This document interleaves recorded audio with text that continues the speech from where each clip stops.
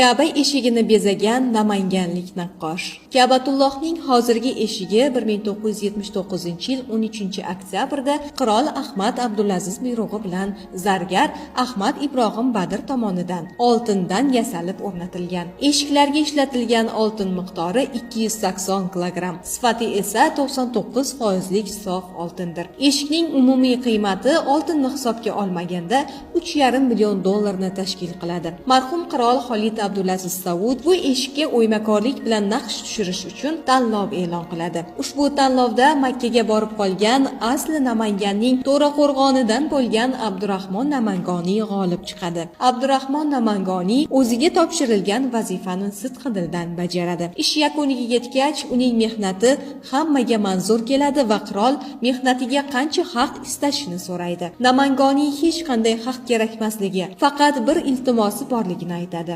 Naqqosh Ka'batullohning eshigining bir chetiga Abdurahmon Namangoniy nomi yozib qo'yilishini so'raydi. Qirol ozroq o'ylanib, bunga rozi bo'ladi. Shundan buyon musulmon ahli uchun muborak bo'lgan Ka'baning eshiklari burchida o'zbek naqqoshning ismi turadi.